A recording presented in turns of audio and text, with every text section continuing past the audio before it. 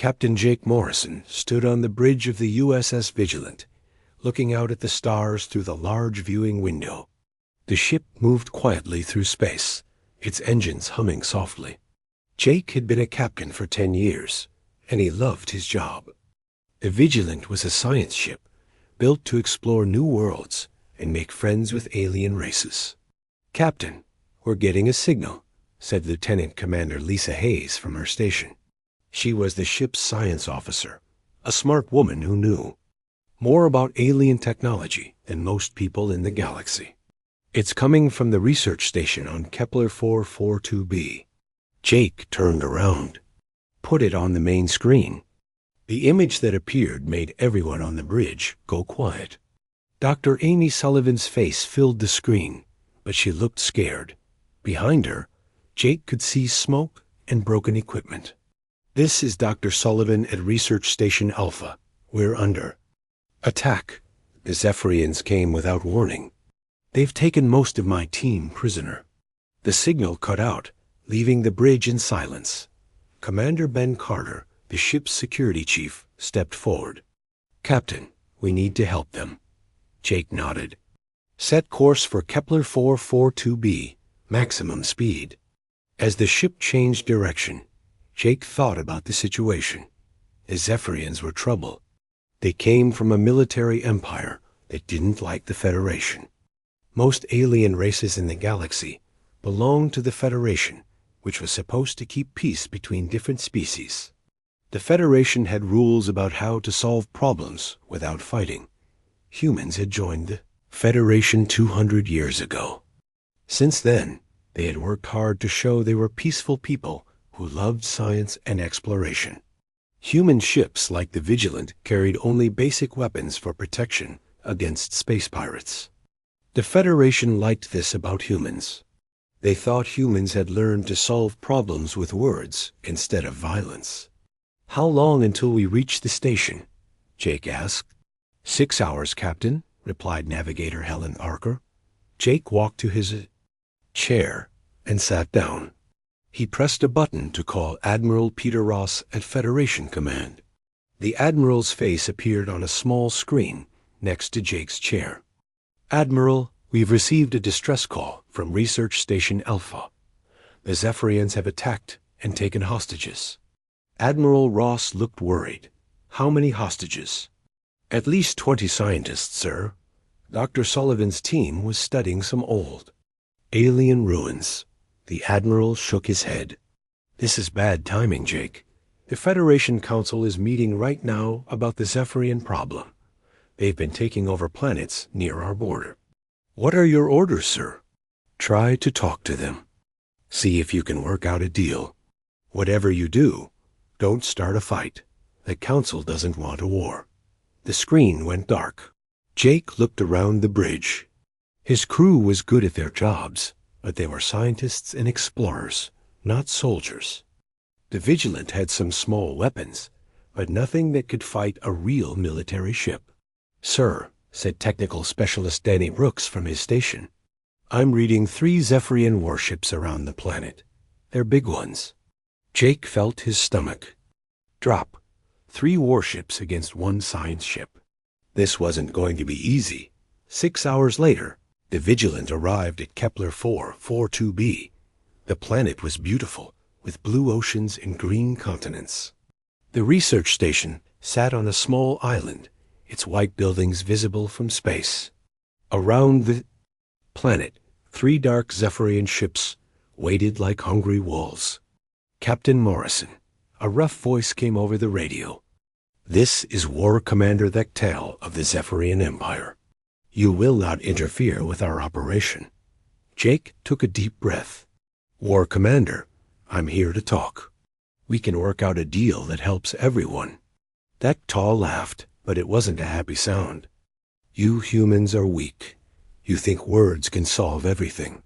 We have your people, and we will keep them until the Federation gives us what we want. What do you want?" "The Federation must leave 5 border colonies. Our empire needs room to grow. If they refuse, we will kill 1 hostage every hour until they agree." On the main screen, Jake could see the research station. Small figures moved around the buildings. Those were his people down there, scared and waiting for help. "I need time to contact my government," Jake said. "You have 1 hour," Vectal replied.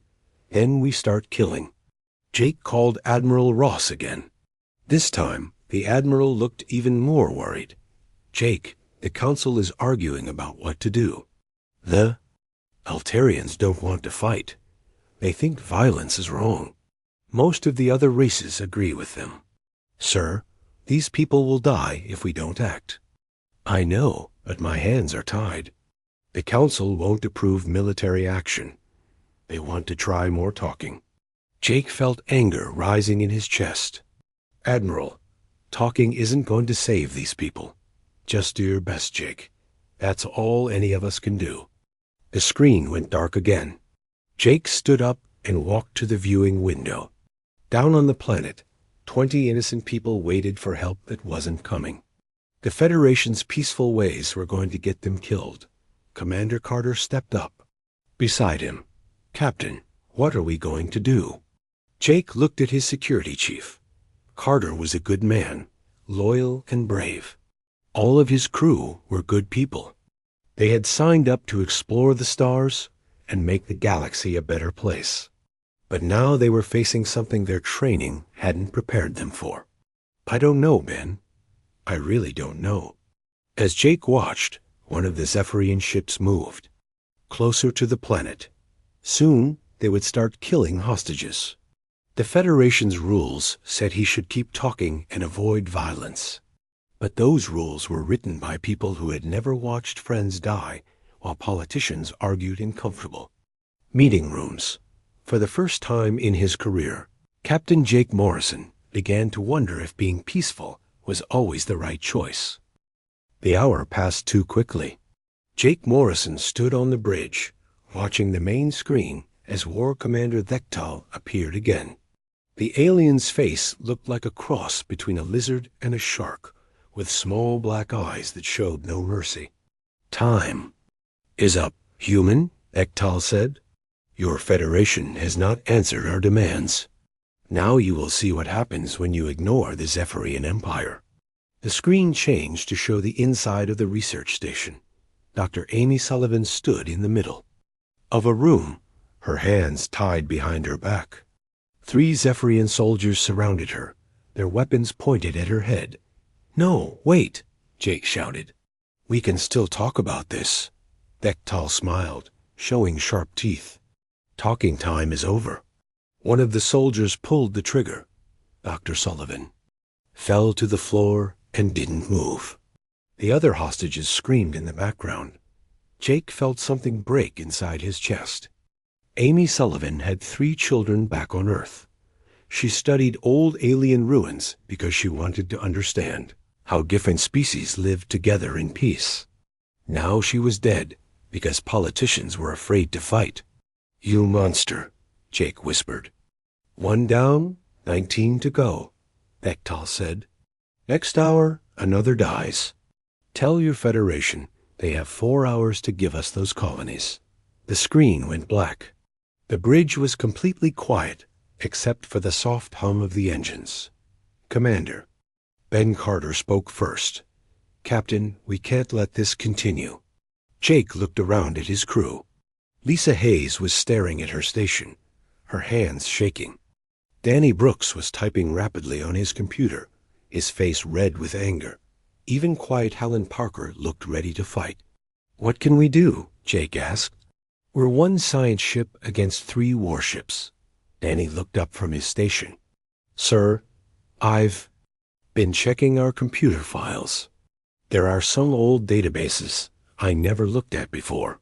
They're marked as historical records, but they have some interesting information." "What kind of information?" "Military tactics, sir. Combat maneuvers. Weapon specifications that I've never seen before." Lisa Hayes turned around. "Danny's right, Captain.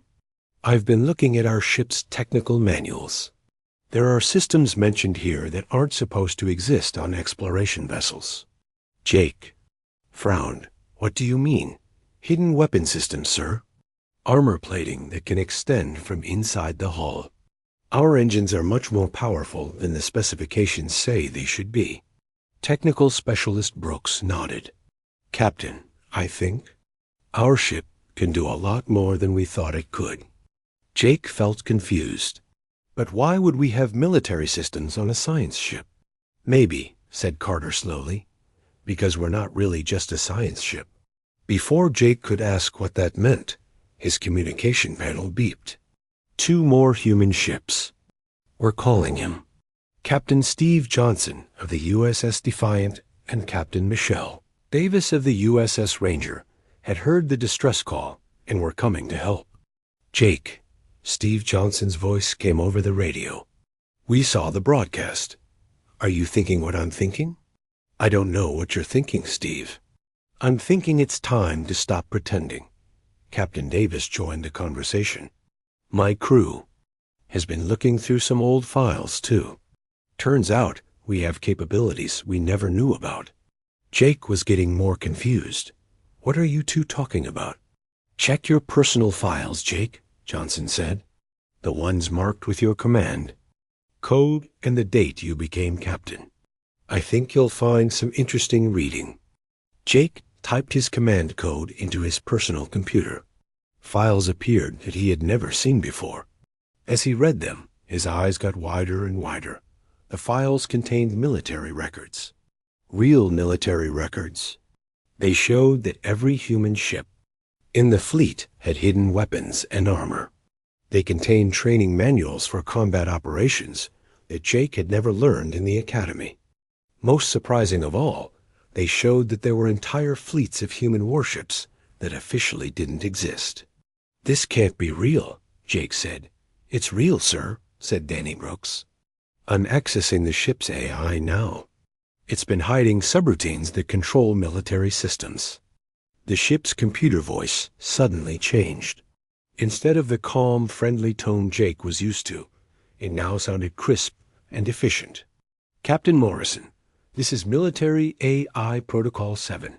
All hidden systems are now online and ready for combat. Operations. Jake looked around the bridge. His crew was staring at their stations as new controls and displays appeared. The lighting changed from soft blue to bright white. Through the viewing window, he could see metal plates sliding out of hidden compartments to cover the ship's hull. Sir, said Carter, I'm reading weapon systems that could take out a Zephyrian warship with one shot. How is this possible? Jake asked. Lisa Hayes looked up from her station.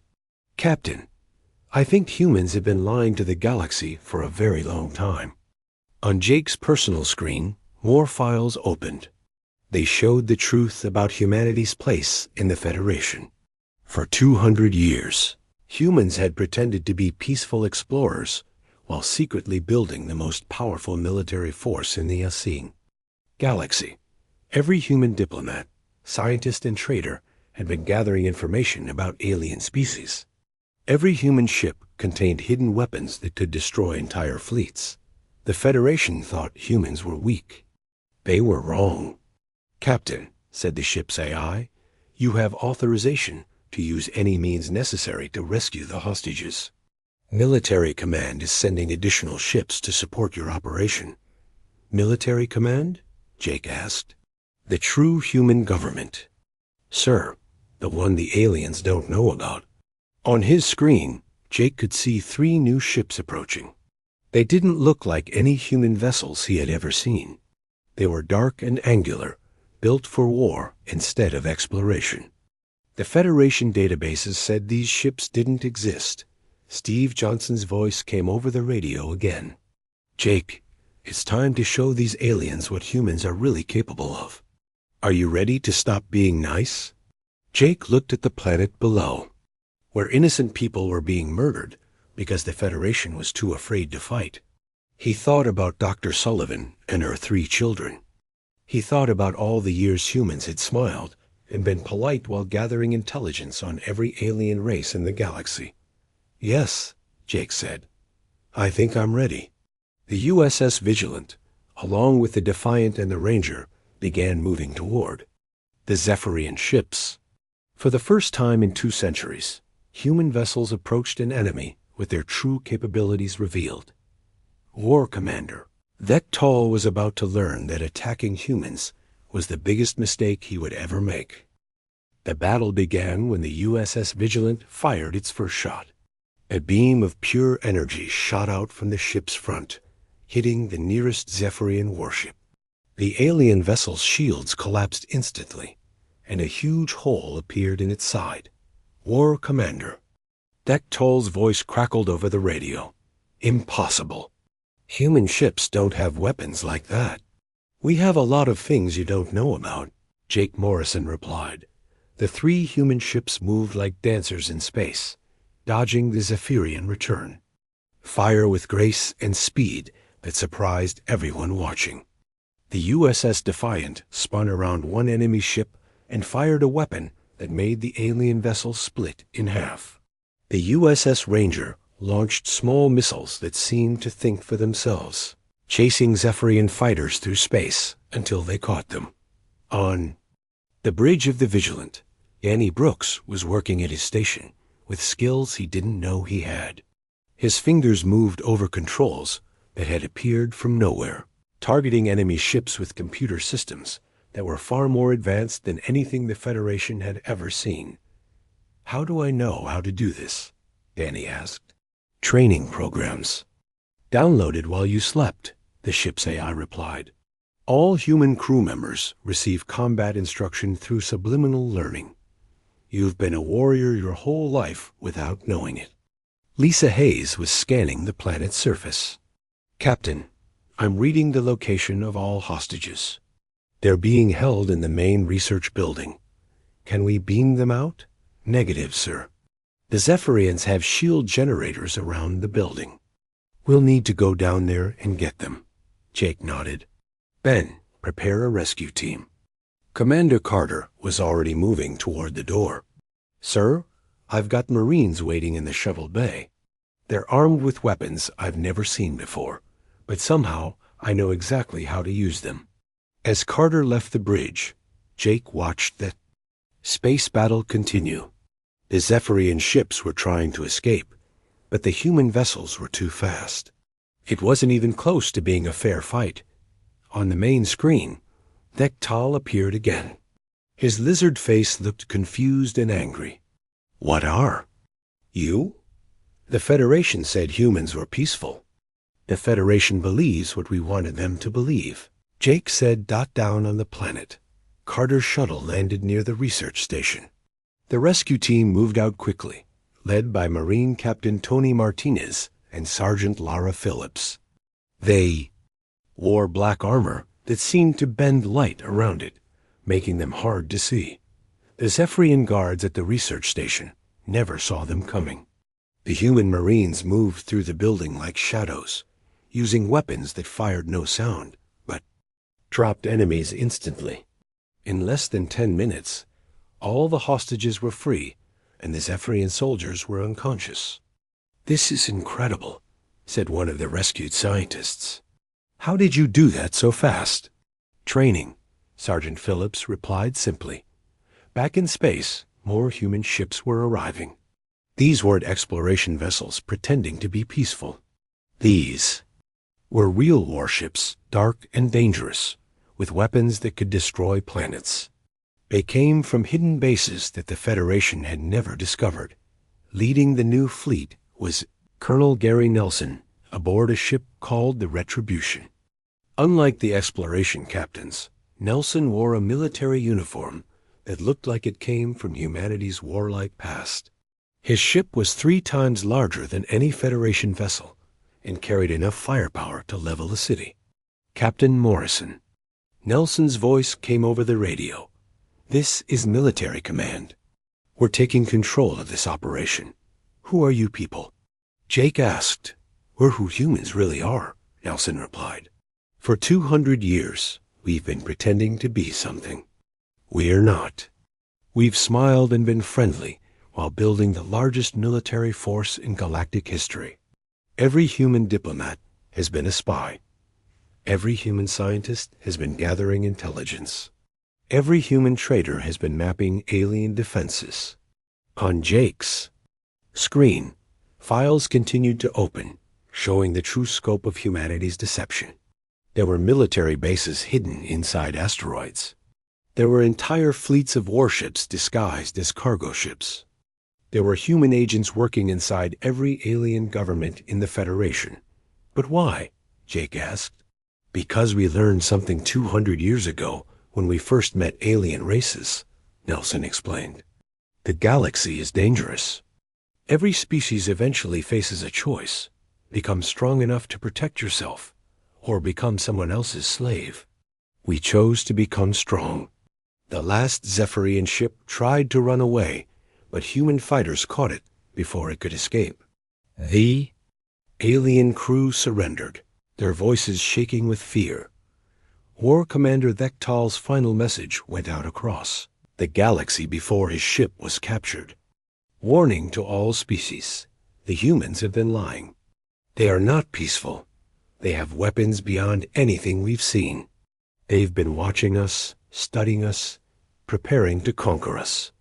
A message reached Federation headquarters, where alien leaders watched in shock as the truth was revealed.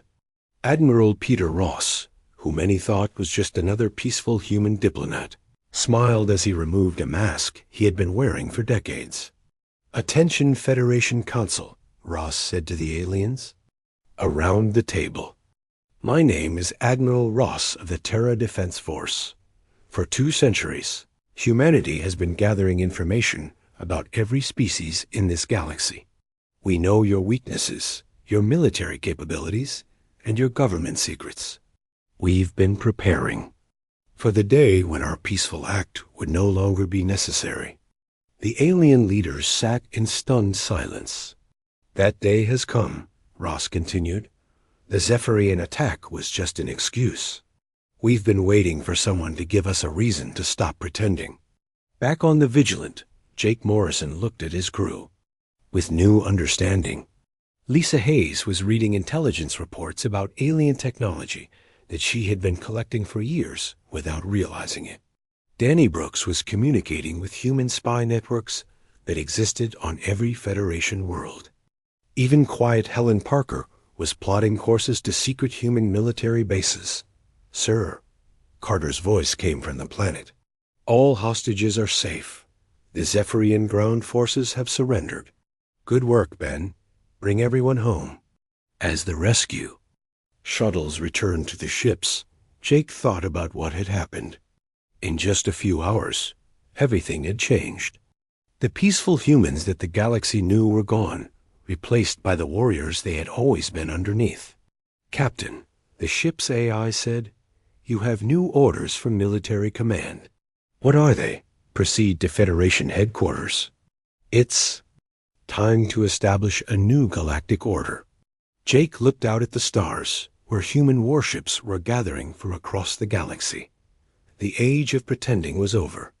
Now the galaxy would learn what humans were really capable of when they stopped being nice. The news spread across the galaxy like wildfire. On every Federation world, alien species watched the recordings of human ships destroying the Zephyrian fleet with ease. They saw the rescue mission that moved like a military operation planned by experts. Most shocking of all, they heard Admiral Ross's speech revealing 2 centuries of deception. On the Altarian homeworld, Council Prime Velinara called an emergency meeting. The Altarians were tall, thin beings who believed violence was the greatest evil in the universe. They had led the Federation's peace movement for hundreds of years. "This changes everything," Velinara said to the Council. "The humans have been lying to us since the day they joined the Federation. They've been watching us, studying us, preparing to attack us." "What do we do?" asked another Council member. "We must remove them from the Federation immediately. Then, we need to find allies to contain this threat before they conquer everyone." But finding allies was harder than expected. The warrior race called the Klingari actually seemed impressed by humanity's deception. Their war chief, Gorth the Bloodthirsty, laughed when he heard the news. Finally, a species that understands strength. These humans are true warriors, not like the weak Altarians who cry about every little fight. The Zephyrian Empire, despite their defeat, saw opportunity in the chaos. War Commander Thektal, now a prisoner on a human ship, managed to send secret messages to other alien races. He told them that humanity was the real enemy and that all species needed to work together to destroy the human threat. They are more dangerous than you know, Thektal's message said. They have weapons that can destroy entire fleets. They have spies in every government. If we don't stop them now, they will rule the galaxy.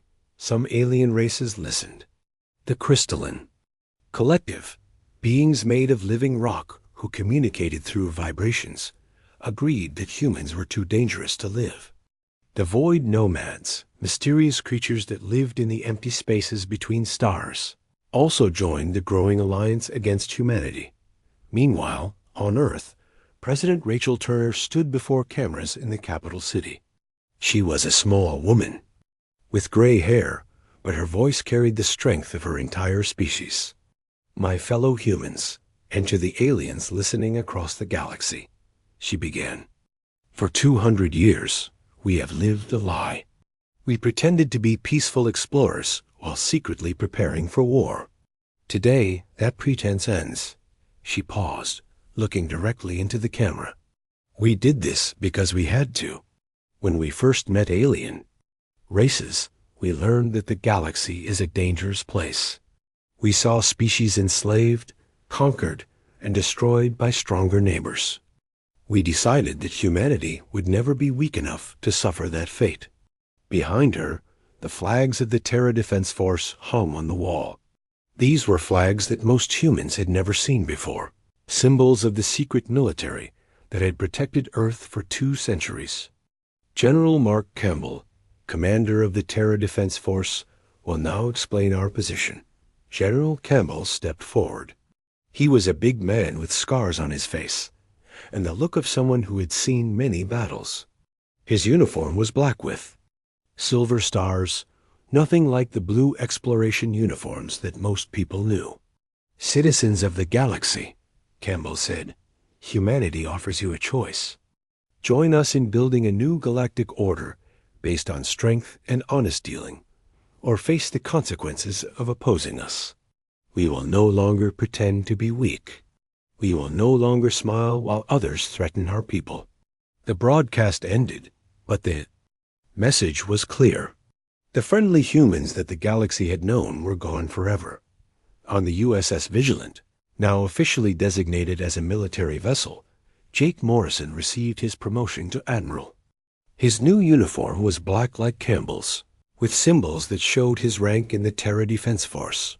Around him, his crew also received new positions and new names for their jobs.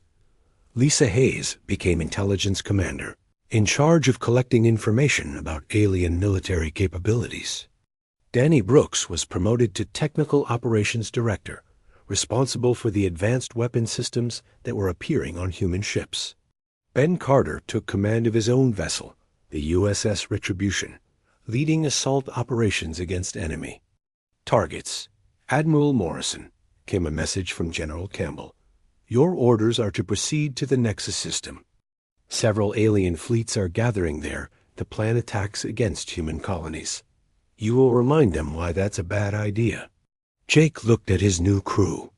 They moved with confidence and skill that seemed to come from nowhere. Helen Parker was plotting attack routes instead of exploration paths. The ship's medical officer, Dr. Kevin Walsh, was preparing for battle casualties with equipment he somehow knew how to use. Sir, said Intelligence Commander Hayes, I'm reading massive fleet movements across the galaxy. The Altarians are calling for a holy war against humanity. The Zephyrians are convincing other species to join them. Even some Federation members are turning against us. How many ships are we facing? Thousands, sir. Maybe tens of thousands. Jake felt a chill run down his spine. Can we win against those numbers? The ship's AI answered, "Admiral, you are not seeing the complete picture.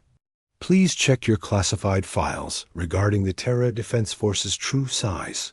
Jake opened new files on his personal computer. What he saw made his eyes go wide. The human military wasn't just a few hidden ships. There were entire fleets stationed in systems that didn't appear on any Federation map. There were weapons platforms built inside hollow asteroids. There were manufacturing stations that could build 100 warships in a month. Most amazing of all, there were nearly 1 million humans serving in the secret military, people who had been training for war their entire lives, while the rest of the galaxy thought humanity was peaceful. "My God," Jake whispered. "How did we keep this secret for so long?" "Careful planning, sir," Hayes replied. Every human who joined the Federation military or diplomatic service was actually working for the Terra Defense Force. We've been placing our people in key positions for 2 centuries. The USS Vigilant arrived at the Nexus system to find 12 alien fleets waiting for them. The ships belonged to 6 different species, all united in their fear and hatred of humanity. Their combined firepower could have destroyed entire planets. But they weren't alone. As Jake watched, human ships began appearing from seemingly empty space. Stealth vessels commanded by officers like Captain Sarah Mitchell became visible, surrounding the alien fleets. Heavy battleships, led by Admiral Doug Harrison, moved into attack position. Even larger ships that Jake had never seen before arrived from hidden bases throughout the galaxy. "Alien fleets, this is Admiral Morrison of the Terra Defense Force." Jake broadcast on all frequencies. "You are in violation of human space. Withdraw immediately or face the consequences. You are outnumbered 50 to 1, human," came the reply from the Altarian fleet commander. "Surrender now, and we may allow your species to survive as our servants." Jake looked around his bridge. His crew was calm and ready. They had trained for this moment their entire lives, even if they hadn't known it. "I don't think you understand," Jake replied. "You're not fighting the handful of human ships you can see. You're fighting all of humanity. And we've been preparing for this war since the day we met you." More human ships appeared. Then more. The alien fleets found themselves surrounded by a force they had never imagined existed. The peaceful humans they thought they knew were gone. In their place stood the most dangerous military force the galaxy had ever seen.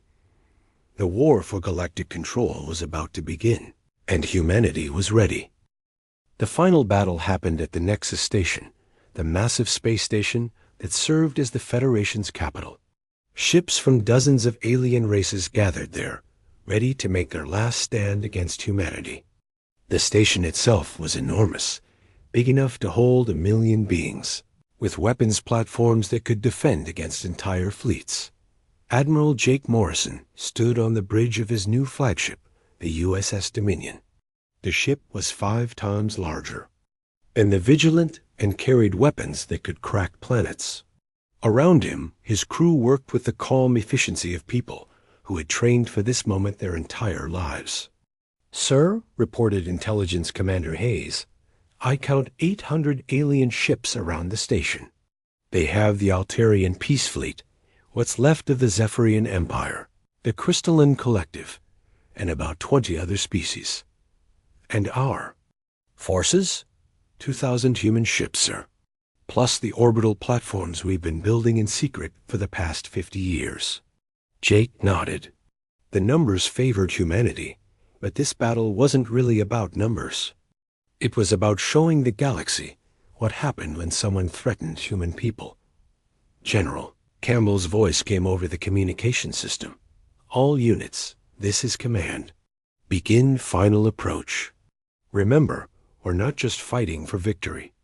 We're establishing a new order that will last for centuries."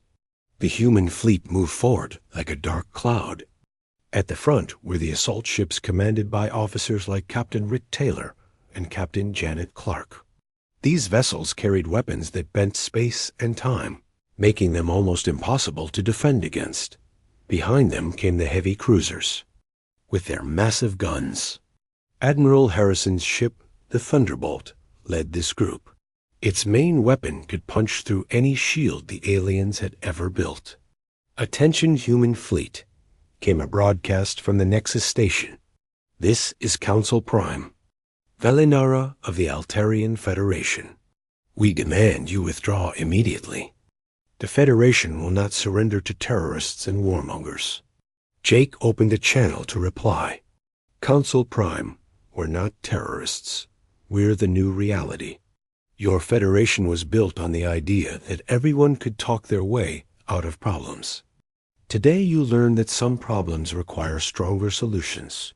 The battle began when the alien fleets opened fire. Thousands of energy beams and missiles filled the space around the station. But the human ships moved through the attack like it was nothing. Their shields absorbed hits that should have destroyed them.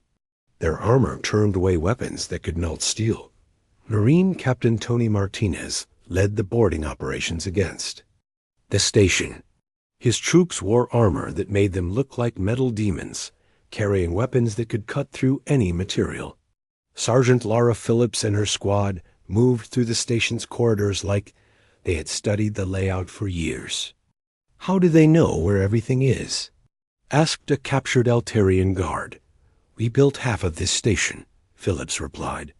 "Human companies have been involved in Federation construction projects for 2 centuries. We know every pipe, every wire, every secret passage." The space battle was ending quickly. Alien ships that had taken decades to build were destroyed in minutes. The Crystalline Collective tried to ram human vessels with their living rock ships, but human weapons turned the aliens into floating debris. War Commander Thektal, commanding the last Zephyrian ship, made one final broadcast before his vessel was captured. "You have doomed the galaxy. Humanity will enslave everyone. They cannot be trusted." "Trust was never the point," Jake replied. "Fear is much more reliable." Inside the Nexus station, the Federation Council gathered in their great chamber for the last time. Beings from dozens of worlds sat around a circular table that had been the symbol of galactic peace for centuries. General Campbell entered the chamber with a squad of human Marines. He looked around at the alien leaders who had spent so many years believing they understood humanity. "Ladies, gentlemen, and various other forms of intelligent life," Campbell began. "The Federation as you knew it is over. In its place, we're establishing the Terran Galactic Authority." Council Prime Velinara stood up, her tall frame shaking with anger. "We will never accept human rule. The galaxy will resist you forever." "That's your choice," Campbell replied calmly. "But let me explain what resistance will cost you." He pressed a button on his wrist device. The chamber's screens lit up with images from across the galaxy. Human fleets were appearing at every major alien world. Space stations that aliens thought were secret were being surrounded by human ships that had been waiting in the darkness for years. "We know where all of your military bases are," Campbell continued. "We know where your government leaders live. We know which of your people can be bought and which ones will fight. We've been preparing for this day since before some of your species learned to fly." An alien from the Void Nomads spoke up. "What do you want from us?" "Simple. Surrender your military forces to human command. Accept human governors for your worlds. Follow human laws. In return, you get to live in peace under our protection." "And if we refuse?" Campbell smiled, but it wasn't a nice smile. "Then you become examples for the species that are still deciding which side to choose. The next few. Ours decided the fate of the galaxy. Some species, like the warrior Klingari, chose to join humanity willingly. They respected strength and were happy to serve under strong leaders. Others, like the proud Altarians, refused to surrender. They chose to fight to the end rather than accept human rule. Their choice was respected, but it was also final." Altarian. Worlds were blockaded by human fleets until their governments collapsed. The Zephyrians, who had started the whole conflict, were given a special punishment. Their empire was broken up, with their worlds divided among species that had suffered from Zephyrian attacks. The former war commander Thektal was put on trial for the murder of Dr. Sullivan and the other hostages. As the dust settled, Jake Morrison found himself appointed as Grand Admiral of the Terran Galactic Fleet. His job was to maintain order in the new galaxy-wide empire that humanity had created. Dr. Walsh, the former medical officer, became head of human-alien relations. His job was to help alien species adjust to their new lives under human rule. He was good at it because he combined medical knowledge with an understanding of alien psychology. The former Federation Council chamber was turned into the Terran Administrative Center.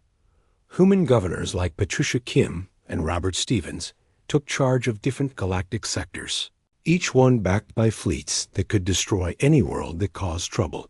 Years passed. The galaxy adapted to human rule with surprising speed. Trade flourished under human protection.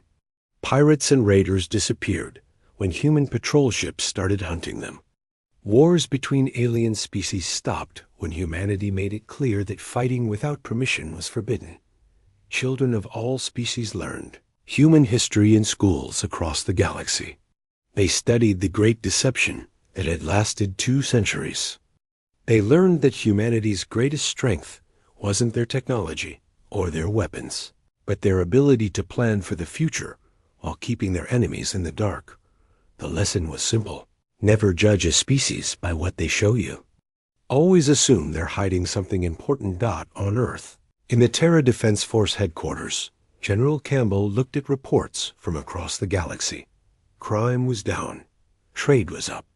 No species was threatening any other species. It was the most peaceful time in galactic history. "Sir," said his aide, "the deep space monitoring stations have detected something interesting." "What is it?" "Radio signals from outside our galaxy, sir. They appear to be from an intelligent species." Campbell smiled. "Prep a diplomatic ship. Make sure it looks peaceful and scientific. We have new neighbors to meet." The aide nodded and left the room. Campbell turned back to his reports. Somewhere out there, beyond the edge of their galaxy, new alien species were probably going about their daily lives, unaware that humanity was coming.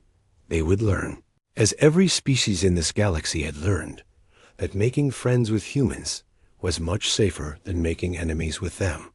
The galaxy was at peace because humanity had taught everyone the same lesson. Some species were too dangerous to fight. And if the new aliens were smart, they would learn that lesson without needing a demonstration.